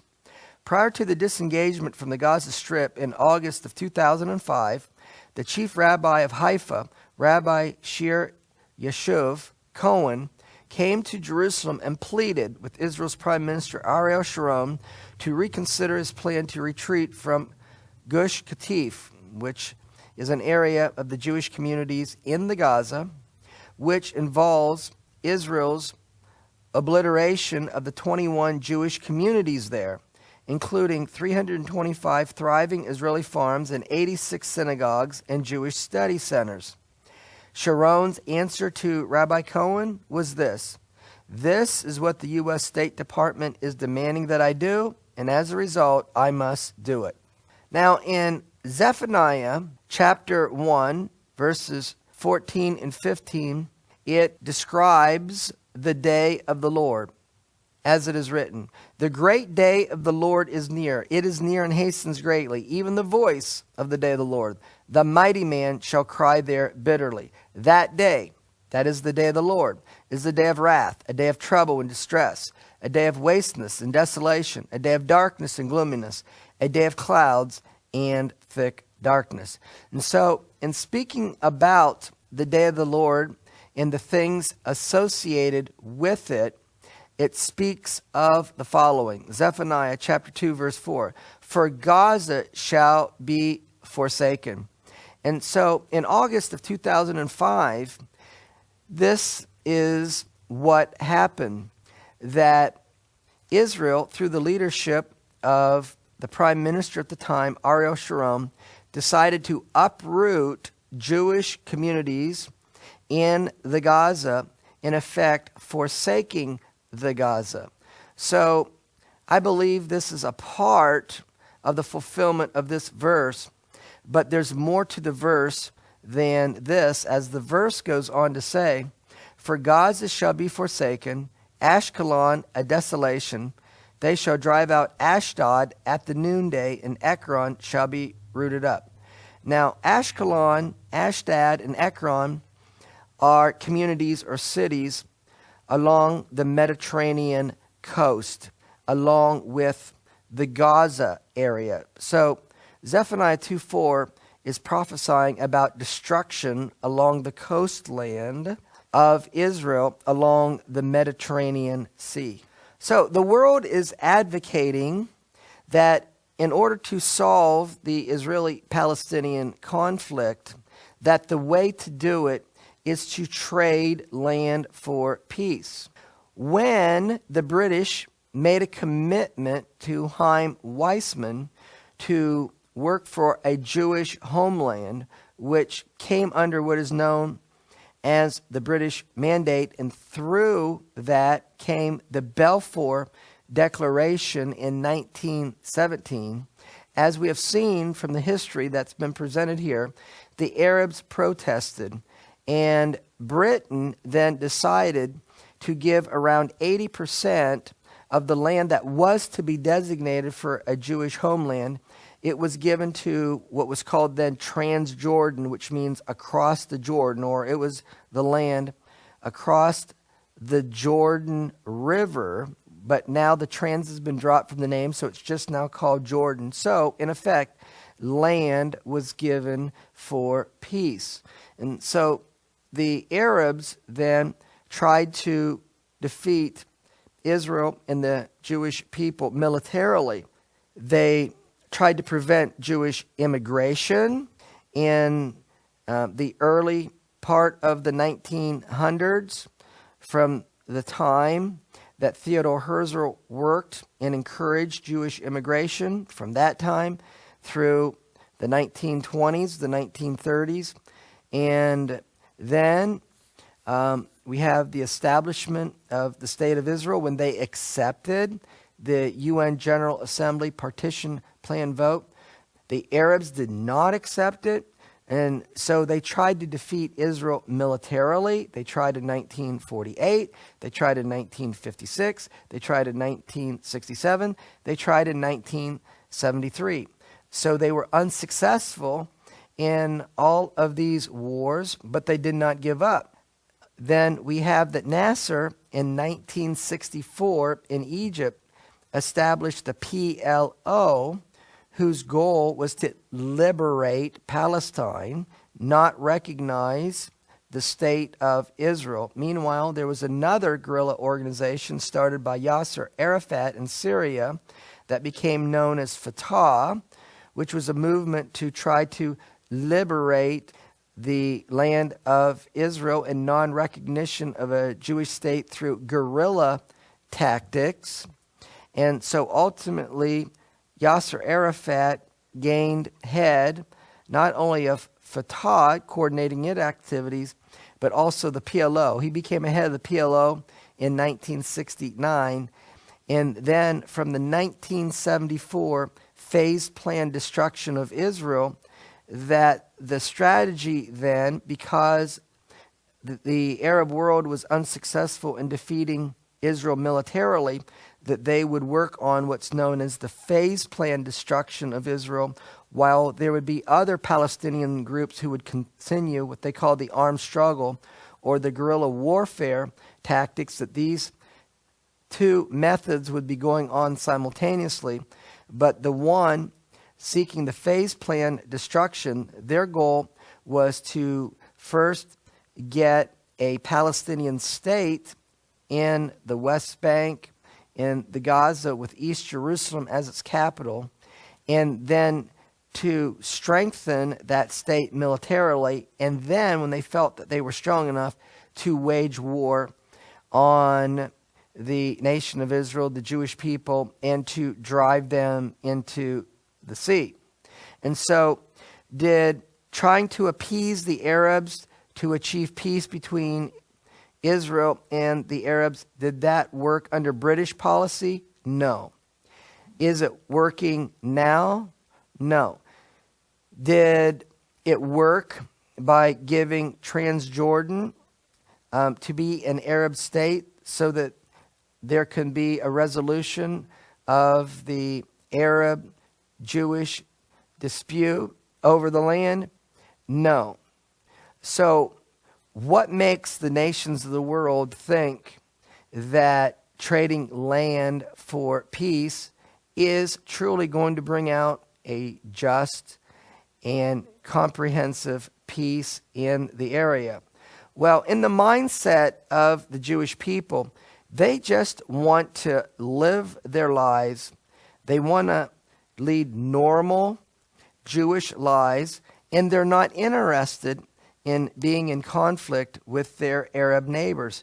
So they're willing to demonstrate that they're interested in having peace, and they're even willing to discuss offering land if the Arabs will generally follow the policy of desiring to coexist with Israel or with the Jewish people. But when you hear their speeches, when you hear their rhetoric, Mahmoud Abbas is still referring to what happened in 1948 with the creation of the State of Israel as a catastrophe. So the Arab world still does not and will not accept the existence of the Jewish people in the land, and they continue to not accept the existence of the state of Israel. But what's driving this mindset among the Arabs? Ultimately, to them, it is a religious issue. Because in the Islamic belief, once there are lands under Islamic control, they must always be Islamic lands under the umbrella of the Islamic religion. And so for them, it isn't logical of, I just want to get along. And to them, it's not that whether they think they can't get along with the Jews. To them, it's an issue of they want to affirm that their religion, that Islam, and their God, Allah, is superior to the religion of the Jews and the God of the Jews, the God of Israel, or Yahweh. So ultimately, we need to realize that this conflict is not going to be resolved diplomatically, politically, because it's a religious fight. It's a religious struggle. And actually, the fight and the issue goes back to the book of Genesis. It's actually a struggle over to whom does the birthright and the blessing of the birthright belong. And we see in the book of Genesis that Esau sold his birthright to Jacob. And so now this is really, and it needs to be seen for what it truly is. It's a spiritual war. It's a spiritual battle. And it is the combined forces of Ishmael and Esau trying to affirm that they have the rights to the land. In essence, they are claiming the birthright and the blessing of the birthright. But the God of Israel, he made covenant with Abraham, Isaac, and Jacob. And as we showed you at the beginning of this teaching, in truth, it was Yeshua the Messiah, before he came in human form, that he's the one that made covenant with Abraham and affirmed it with Isaac and with Jacob. And ultimately, it's when Yeshua intervenes in the conflict, which the Bible says that he will. In Zechariah chapter 14, verse 1, it says, "The day of the Lord," and ultimately the nations will insist on the dividing of the land and the dividing of the city of Jerusalem, because it says Jerusalem will be divided.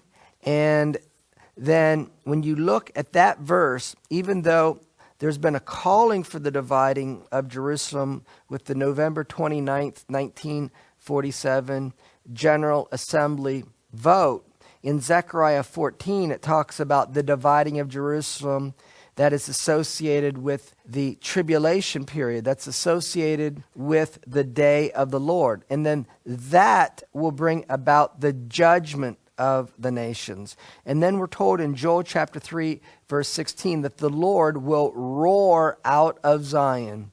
So because this is a religious dispute, it will be the God of Israel. It will be Yeshua the Messiah who will ultimately resolve this issue. And when the nation of Israel gets their backs to the wall in the form that they cry out to the God of Israel, when they cry out to the Messiah, that is when the Messiah is going to come to their aid, because this is a covenant issue. And in understanding covenant, when an entity is in covenant with someone else, that is, when Yeshua is in covenant with Abraham, Isaac, and Jacob and their descendants, when they cry out to the one who they're in covenant with and calls upon him to come to their aid, according to terms of covenant, he's obligated to do so. And so when the nation of Israel cries out for the Messiah will fight for the Jewish people, and he will settle this issue regarding to whom does the land belong. So trading land for peace will not bring peace. It will accentuate the conflict, and it will only be solved by the Messiah when he establishes and he affirms to the entire world that when he made covenant with Abraham, Isaac, and Jacob, he will back that covenant and make sure that it is fully implemented and fully comes to pass. So, will ultimately the efforts of the nations, the policy of the nations to trade land for peace, bring peace? No, it will bring about the wars of the end of days, the wars of the tribulation period that will lead to the Jewish people crying out for the Messiah. The Messiah will come to their aid in their defense. And then once Yeshua sets his feet down on the Mount of Olives, Zechariah chapter 14, verse 4, then the Lord will be one, his name one, he will be king over all the earth, Zechariah chapter 14, verse 9. Then he will set up his messianic kingdom. Israel will be at the head of the nations. The nations will no more be ruling over them. And then we're going to have that through the government of the Messiah, that his Torah will be taught to all nations, Isaiah in chapter 2 and verse 3. So do the Palestinians really want peace? Well, if you look at the official logo of the Palestinian Liberation Organization, it shows all of what we call Israel today as being a part of what they refer to as Palestine. And so this conflict, continued conflict, and the desire and the effort to trade land for peace, this is the context of what is called Jacob's trouble in Jeremiah chapter 30, verses 6 and 7, where it says, "Ask ye now and see whether a man doth travail with child. Wherefore do I see every man with his hands on his loins as a woman travail, and all faces are turned into paleness? Alas, for that day is great, so that none is like it. It is even the time of Jacob's trouble." So this conflict regarding to whom does the land belong, this is what the Bible calls the controversy of Zion.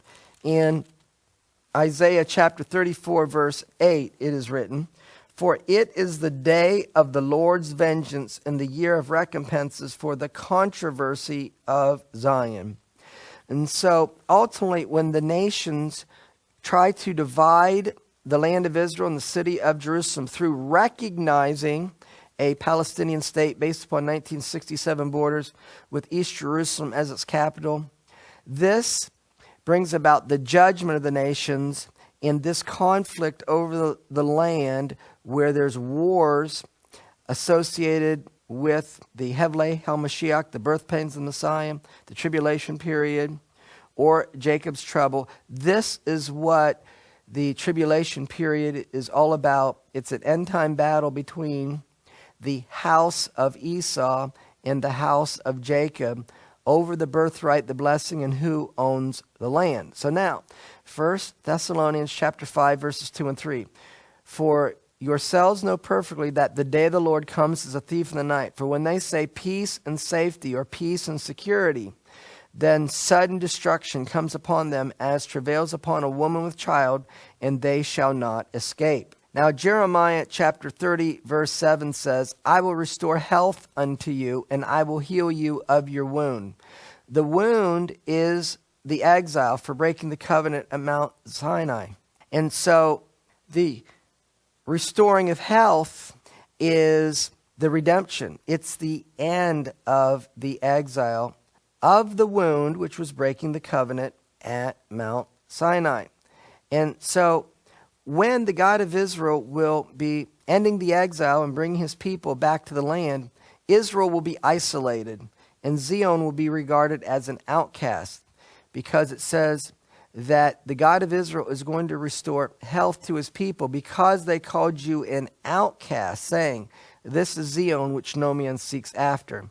And then in Psalm 102, verse 16, "When the Lord builds up Zion, he shall appear in his glory." What is the building up of Zion? Well, Zion and Jerusalem are synonymous terms in the Bible. So the building up of Zion is the building up of Jerusalem. And in Psalm 147, verse 2, it says, "The Lord builds up Jerusalem. He gathers together the outcasts of Israel."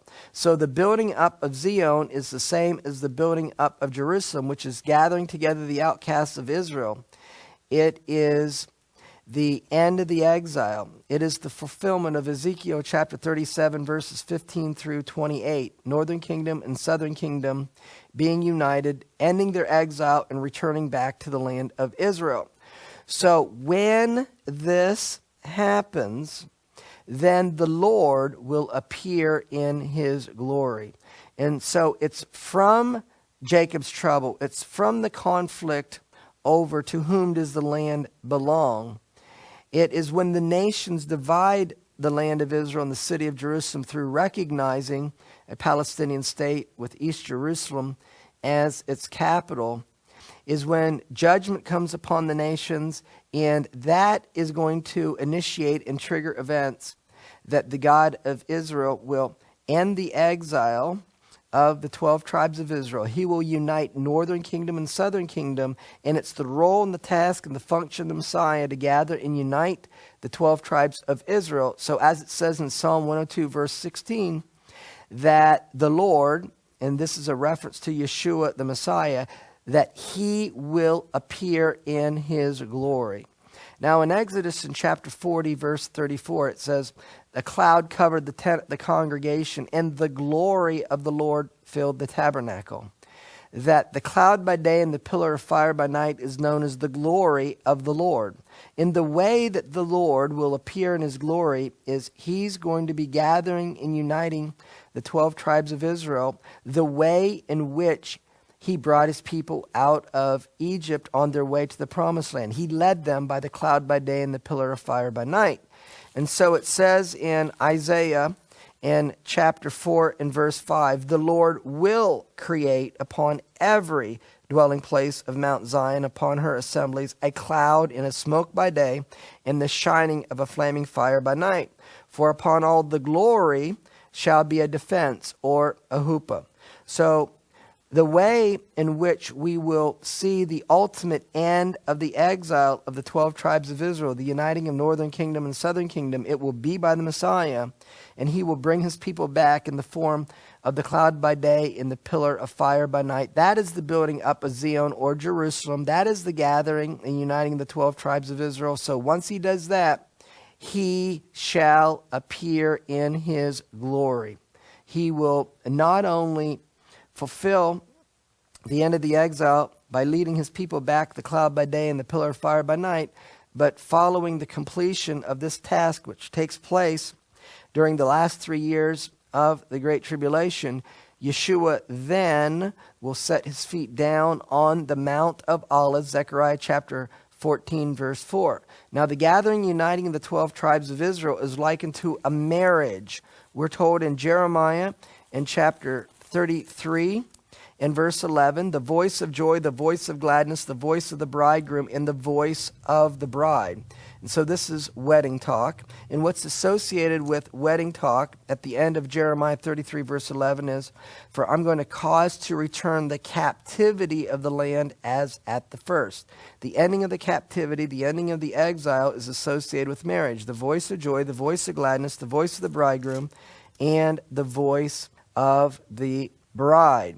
And so we can see this in Jeremiah in chapter 31 and verse 10. It says, hear the word of the Lord, O you nations, and declare it in the isles afar off, and say, he that scattered Israel will gather him in keeping as shepherd does his flock. So it's talking about the one that scattered Israel will gather him. When he gathers him, he does so as a shepherd. And Yeshua said in John chapter 10, verse 11 and verse 14, I am the good shepherd. So then it says in Jeremiah 31, verse 11, for the Lord has redeemed Jacob and ransomed him from the hand of him that was stronger than he.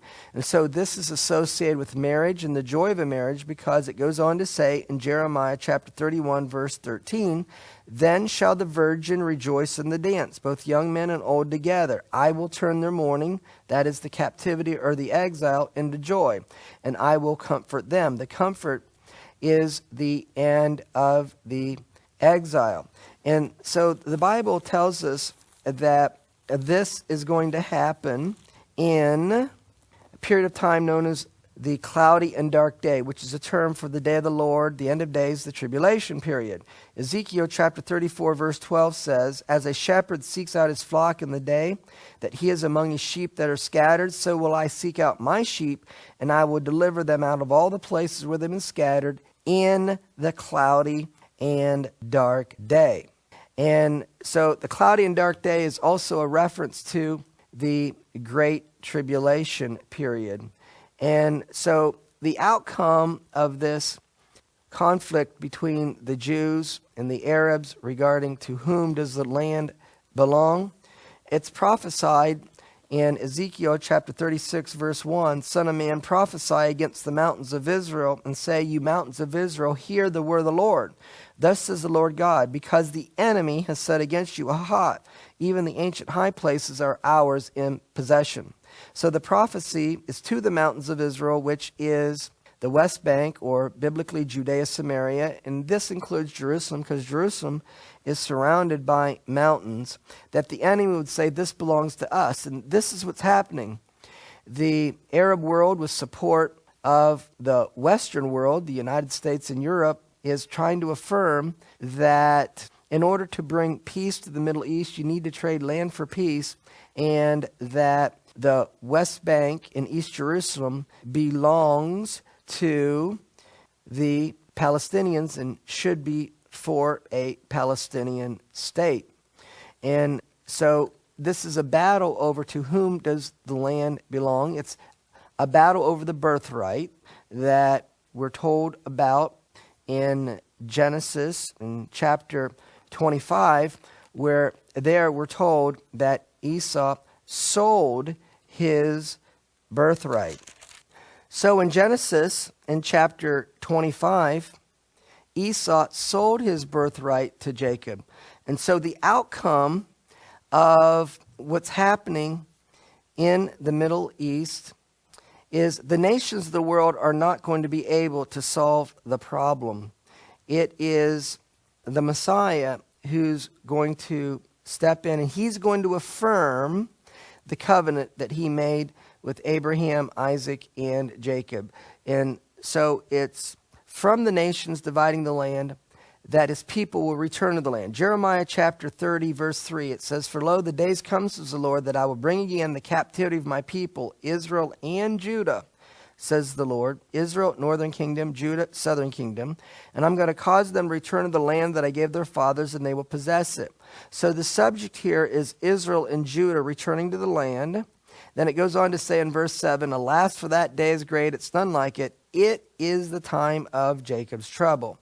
So Jacob's trouble is associated not only with a conflict regarding to whom does the land belong, but it's also the time that the exile will end, that Israel and Judah will return to the land.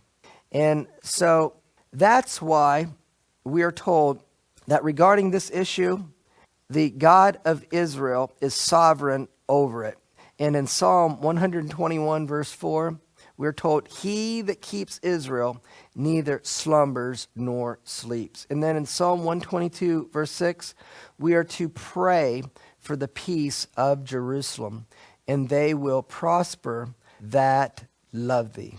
And so the outcome of this conflict is we will have the end of the exile, and Messiah will set his feet down on the Mount of Olives. He will set up his kingdom. Israel will be the head of all nations, and the nations will be taught the Torah. Isaiah in chapter 2 and verse 3. Now, remember always these words from 1 John chapter 2, verse 6. He who says he abides in him, he who says that he's a believer in Yeshua as the Messiah, ought himself to walk, that means to live our lives, even as he walked.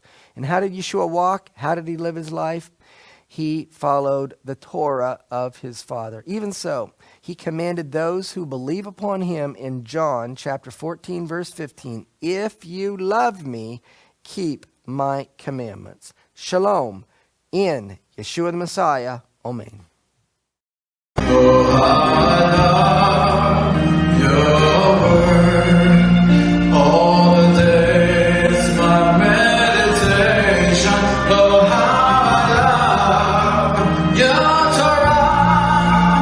All the days my conversation.